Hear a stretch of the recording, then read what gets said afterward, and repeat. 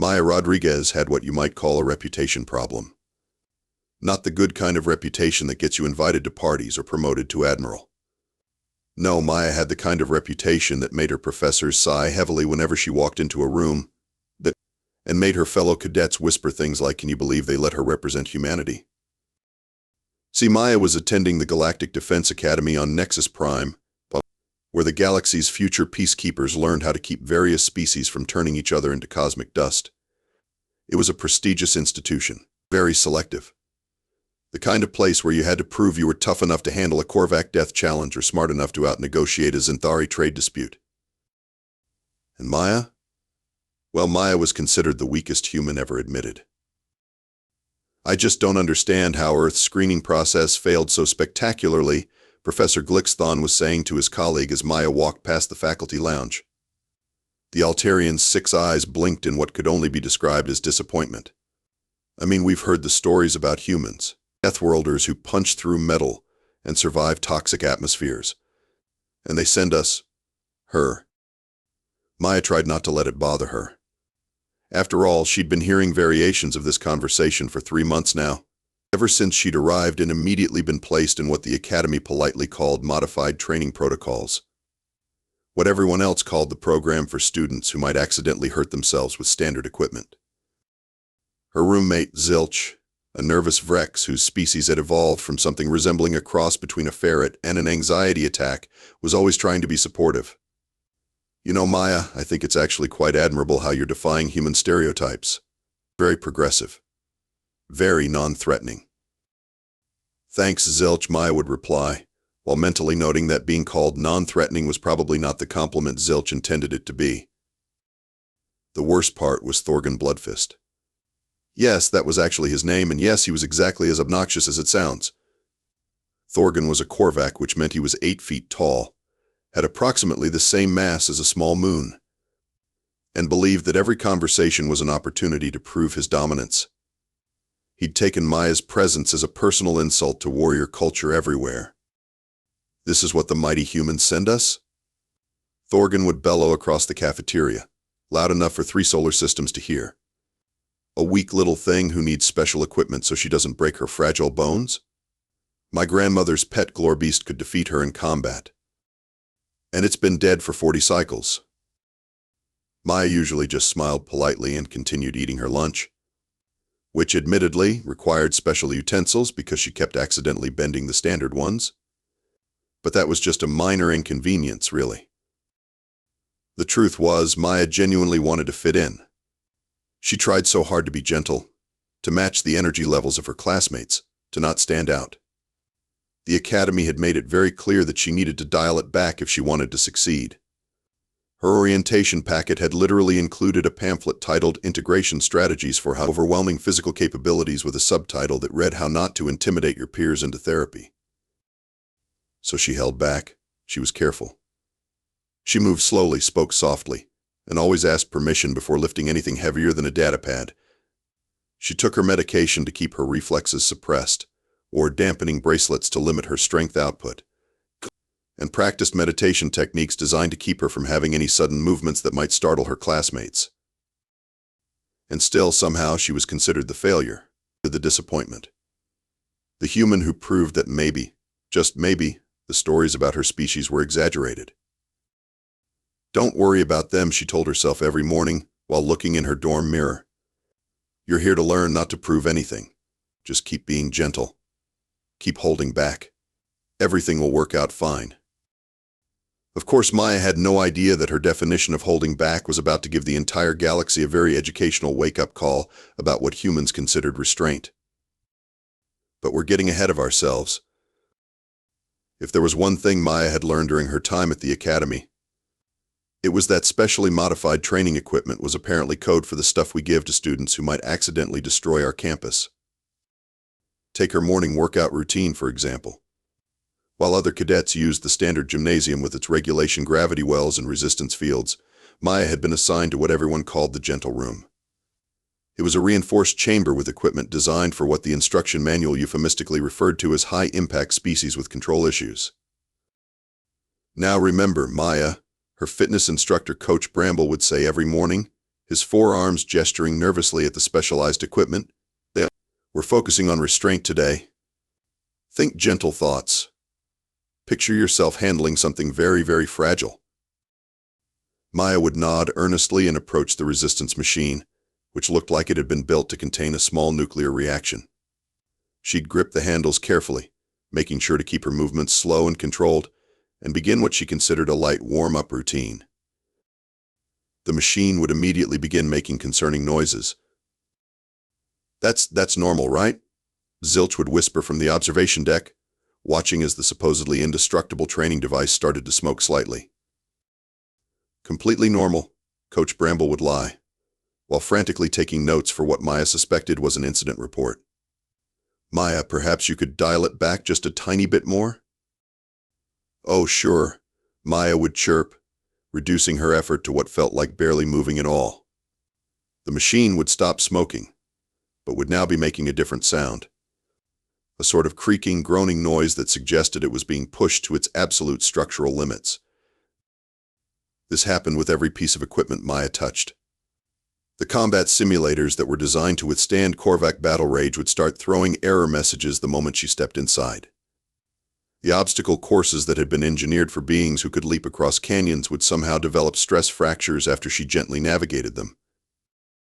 It's honestly impressive, her tactical analysis professor, Dr. Vronick, had mentioned to Commander Blorf after Maya's latest class. She's managing to stress test our equipment in ways we never anticipated. And she's not even trying. Commander Blorf, a Zinthari whose species prided itself on logical thinking and emotional control, had been Maya's advisor since day one. He'd initially been excited about mentoring humanity's representative, expecting to guide a fearsome warrior through the complexities of interspecies relations. Instead, he got Maya. Student Rodriguez, he would say during their weekly meetings, his tone carrying the weight of deep, cosmic disappointment. I must ask you to reflect on whether you're truly committed to representing your species with appropriate intensity. I'm trying my best, sir, Maya would respond, genuinely confused by his concern. I've been really focusing on being more gentle in my approach to everything. Gentle, Commander Blorf would repeat, as if the word was causing him physical pain. Yes, that's certainly how I would describe your performance. The thing was, Maya really was trying. She'd wake up an hour early every day to practice her gentle movements routine. She'd study galactic cultural norms to make sure she wasn't accidentally intimidating anyone. She'd even started taking an elective course called Non-Aggressive Communication Strategies for Reformed Warriors, despite the fact that she'd never actually been a warrior to begin with. Her classmates had mixed reactions to her efforts. The more anxious species, like Zilch's people, seemed to appreciate having a human around who didn't make them want to hide under their desks.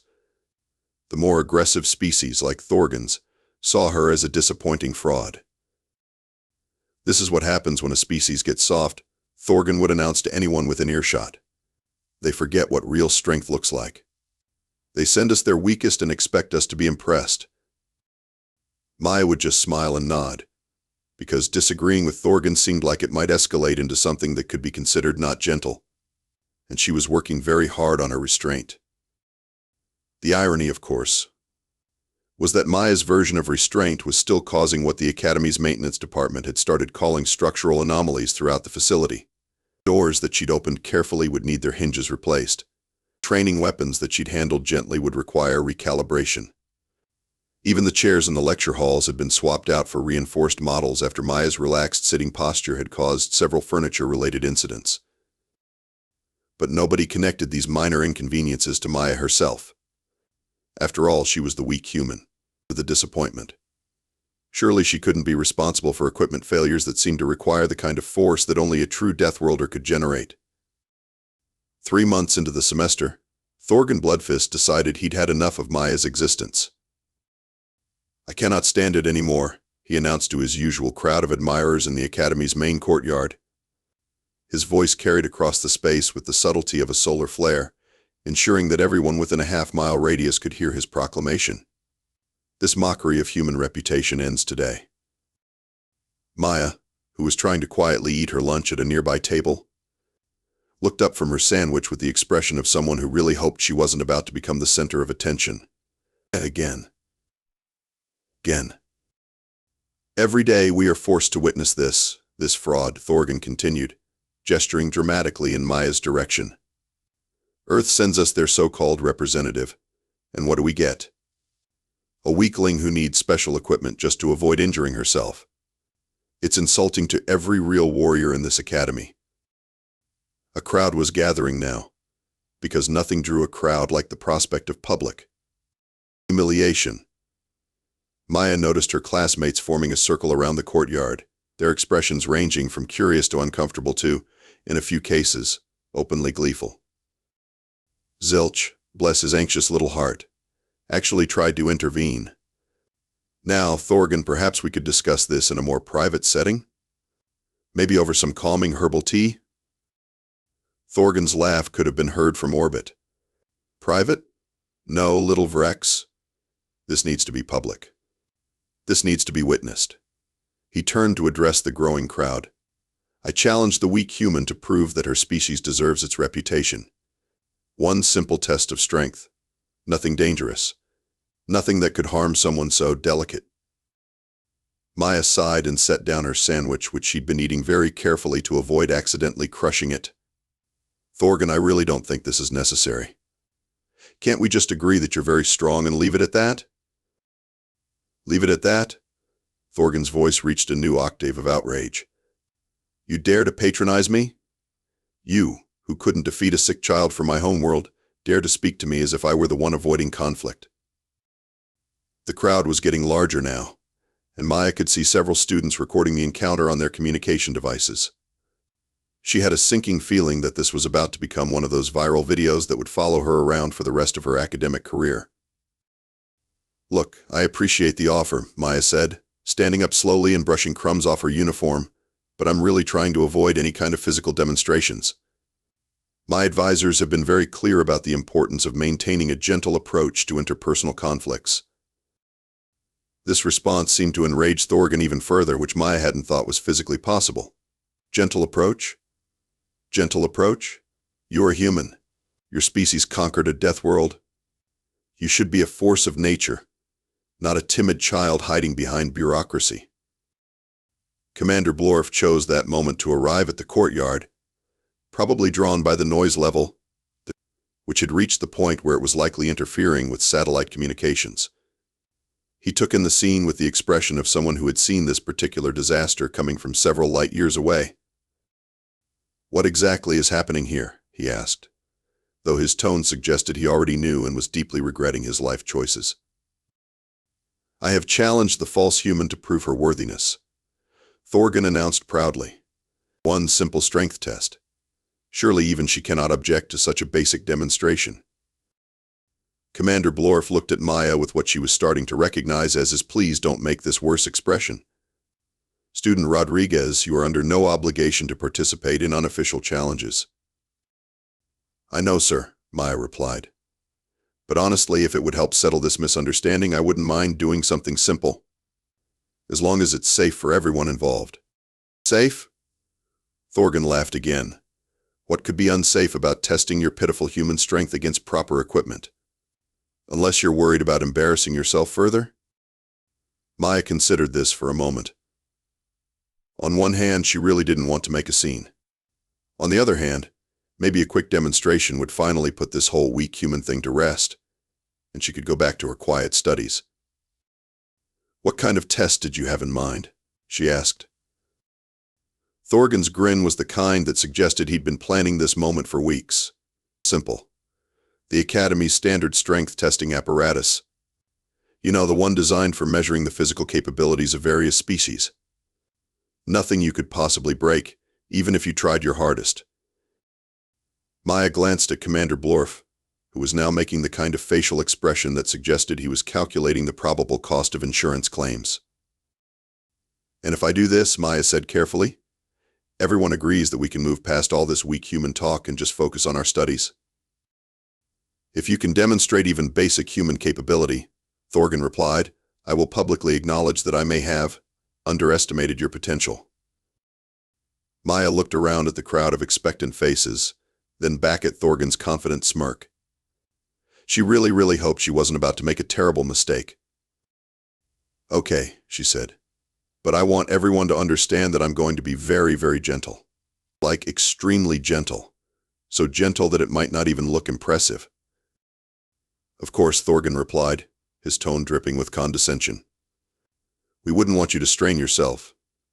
Famous last words, really. The Academy's standard strength testing apparatus was an impressive piece of engineering.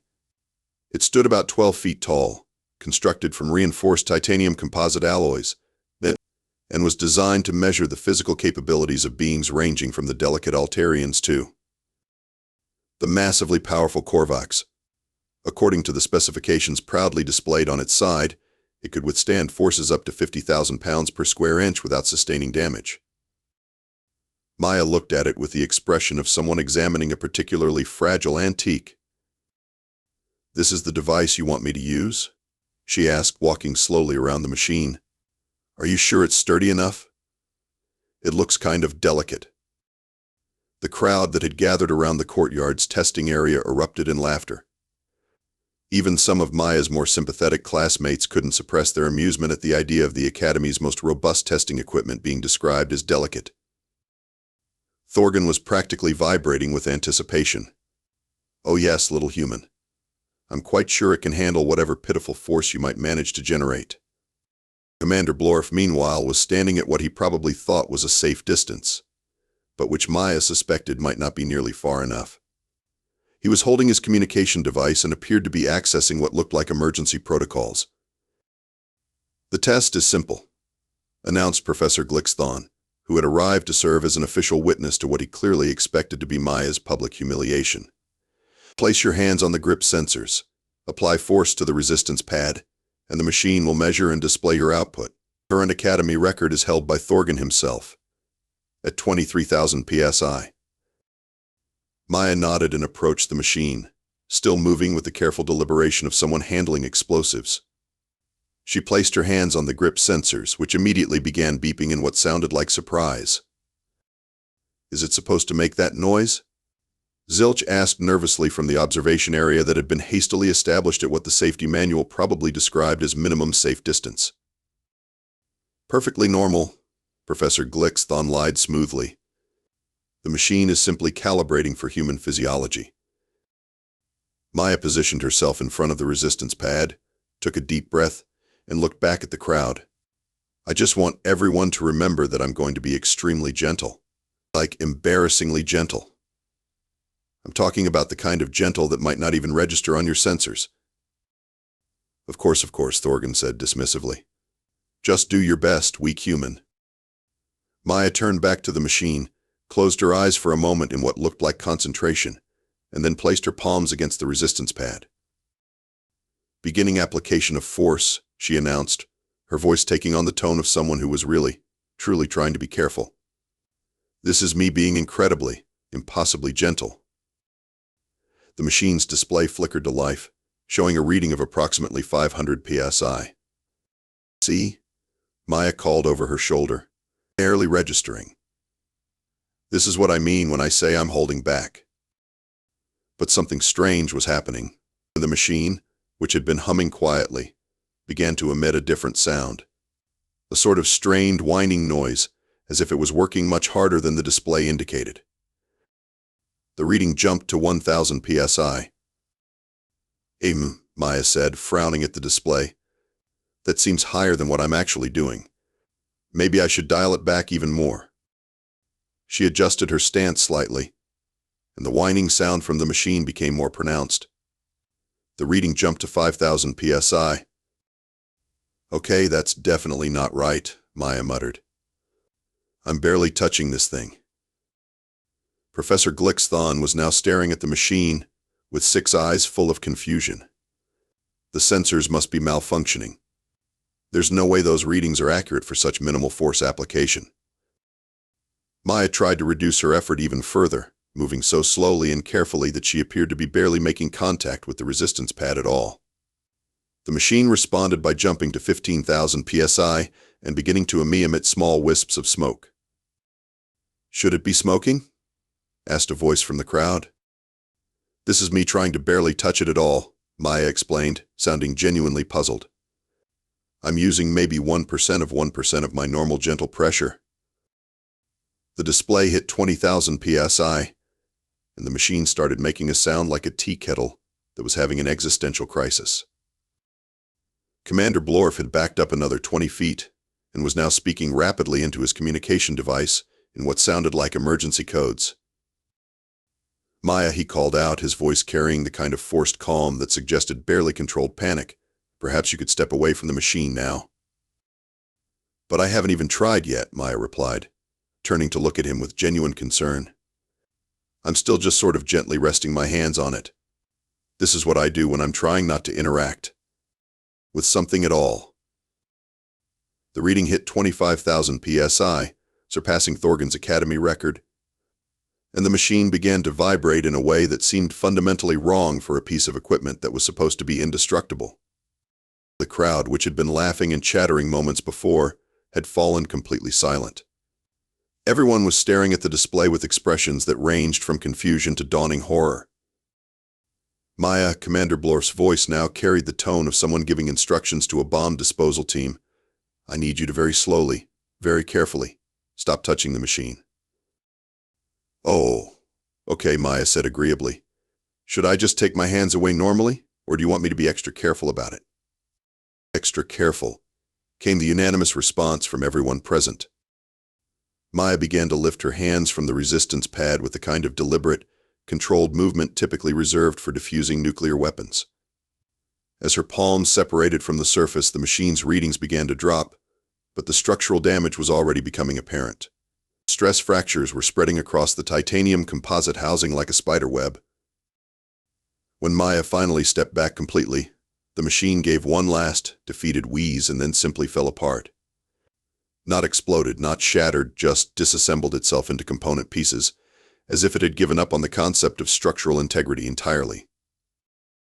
The courtyard was now completely silent except for the sound of settling debris and several people trying to remember how to breathe. Maya looked at the pile of expensive equipment that had moments ago been the Academy's pride and joy, then back at the stunned crowd. I tried to be gentle, she said apologetically. The video of Maya's gentle strength demonstration went viral across the galaxy in approximately 4.7 seconds. Not viral in the oh look, a cute pet doing something amusing sense. Viral in the emergency session of the Galactic Council because everyone is suddenly questioning everything they thought they knew about reality sense. Within 6 hours of the incident, Maya found herself sitting in a conference room that was normally reserved for interstellar treaty negotiations, facing a panel of very concerned-looking officials from 17 different species. Outside the reinforced windows, she could see news drones from every major galactic network hovering like mechanical vultures. Let me make sure I understand this correctly, said Chancellor Vex Thari of the Galactic Defense Consortium, his crystalline form pulsing with what Maya had learned was the Zephyrian equivalent of barely controlled anxiety. You consider what we witnessed yesterday to be you holding back? Well, yes, Maya replied, shifting uncomfortably in her specially reinforced chair. I mean, I was trying to be as gentle as possible. I really didn't want to break anything. The panel exchanged looks that could best be described as existential dread mixed with professional concern. Student Rodriguez, Commander Blorf interjected, and Maya noticed that his voice had acquired a slight tremor since yesterday. Perhaps you could help us understand what you mean when you say you were being gentle? Maya considered this question seriously. Well, you know how when you're handling something really fragile, like a soap bubble or a newborn creature, you have to be incredibly careful not to apply any real pressure? That's what I was doing. I was treating the machine like it might fall apart if I breathed on it too hard. And this level of restraint, Chancellor Vex Thari continued, his glow now flickering in a distinctly alarmed pattern, this is normal for humans? Oh, definitely not, Maya laughed. Most humans don't have to be nearly as careful as I do. That's actually why I'm here instead of in our regular military program. The temperature in the room seemed to drop several degrees.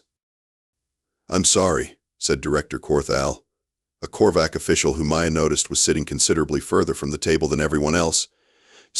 Did you just say that you were rejected from human military service? Not rejected, exactly, Maya corrected.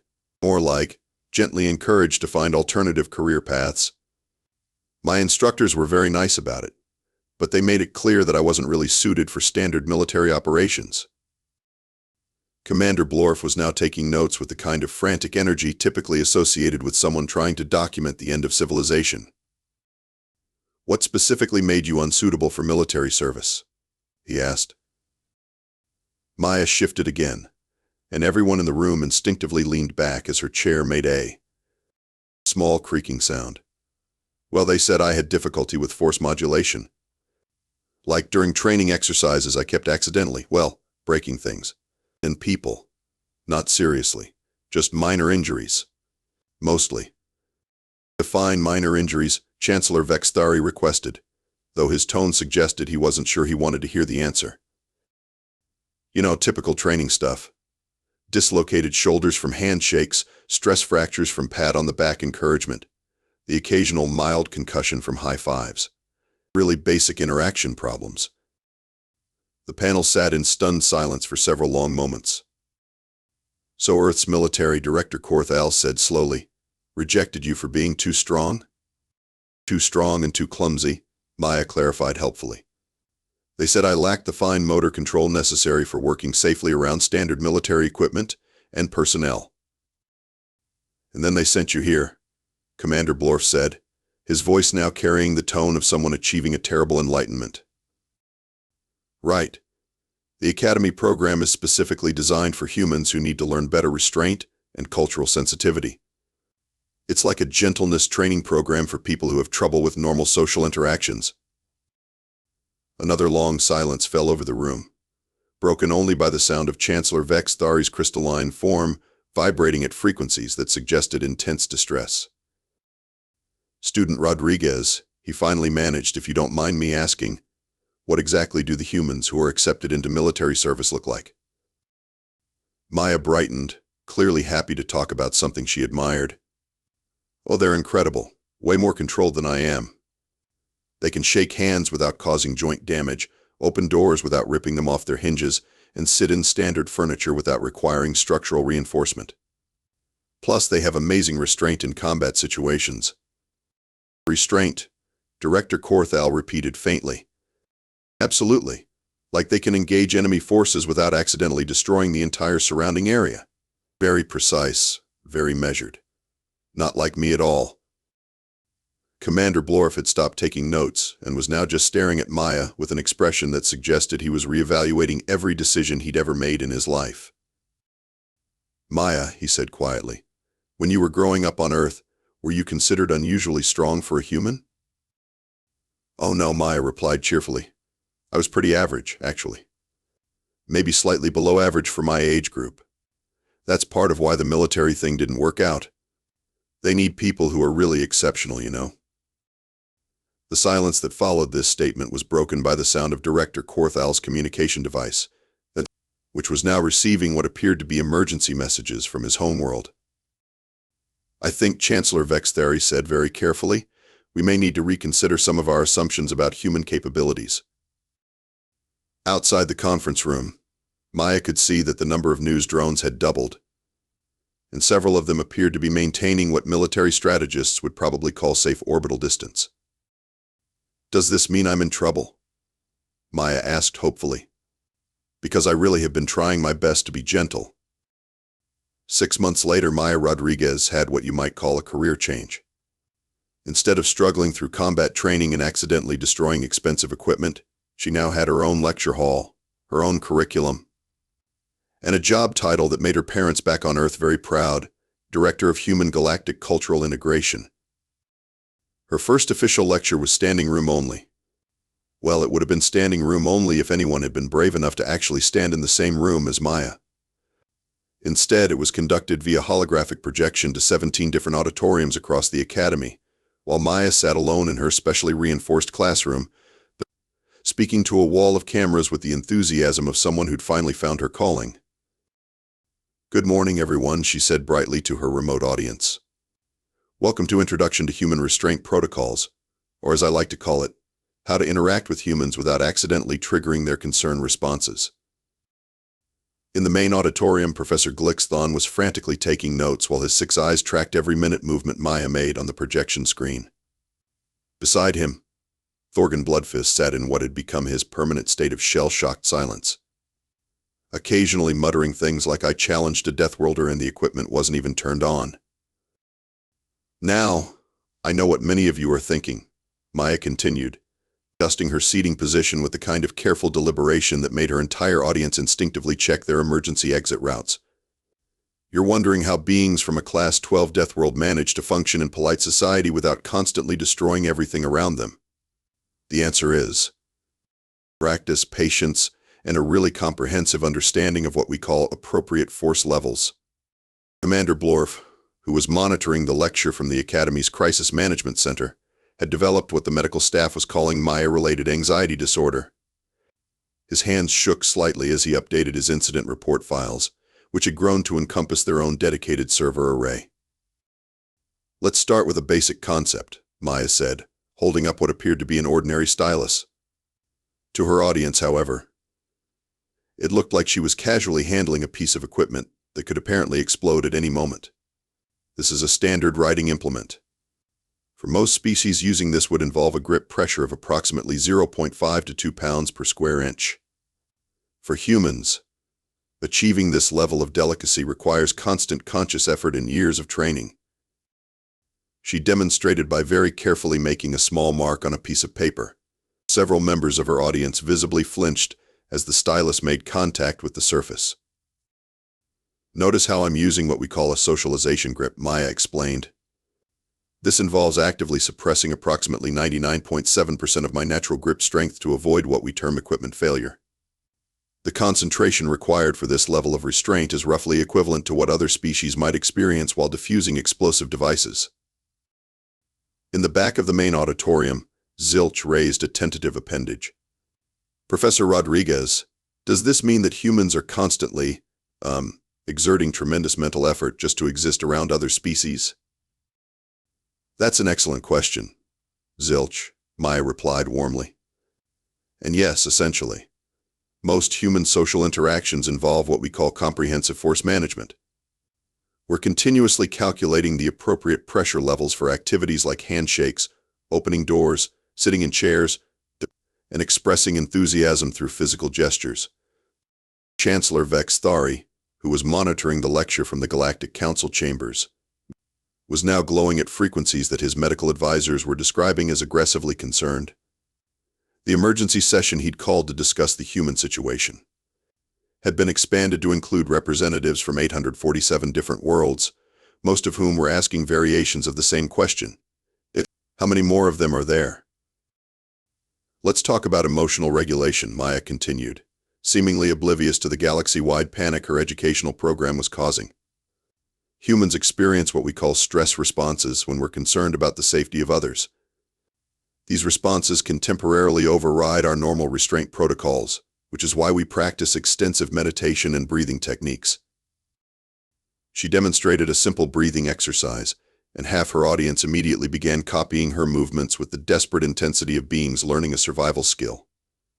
"For example," Maya said, "if a human perceives that someone they care about is in danger, their strength output can increase by factors of 10 to 50, while their pain sensitivity drops to near zero. This is called protective mode. And it's one of the reasons why human social workers require such extensive psychological training." The implication of this statement settled over her audience like a blanket made of pure existential dread. "Now, I know this might sound intimidating," Maya continued cheerfully, "but remember that humans have been successfully interacting with each other for thousands of years. We've developed very sophisticated cultural norms around restraint, consideration, and what we call not accidentally hurting people we like." Commander Blorf's incident report had now grown to include a section titled Theoretical Scenarios Involving Multiple Humans that was causing the Academy's insurance providers to question their life choices. "For your final assignment," Maya announced, "I want each of you to practice what we've learned today about gentle interactions. Remember, the key is to approach every situation as if you were a human trying very, very hard not to break anything. As the lecture ended and the holographic projection faded, the various auditoriums filled with the sound of beings having very quiet, very concerned conversations about the implications of everything they'd just learned. Meanwhile, Maya was already preparing for her next class, which was titled Advanced Human Emotional States, understanding the difference between mildly annoyed and apocalyptically dangerous. Outside her classroom window, she could see a transport ship landing at the Academy's docking bay. According to her schedule, it was carrying the next human candidate for the Cultural Integration Program, a young man named Marcus Chen, who had apparently been gently encouraged to explore non-military career options after what his file described as an incident involving excessive helpfulness during disaster relief operations. Maya smiled and made a note to prepare a special orientation session titled How to Hug Someone Without Accidentally Crushing Their Ribcage. After all, she thought happily, everyone deserved a chance to learn proper restraint.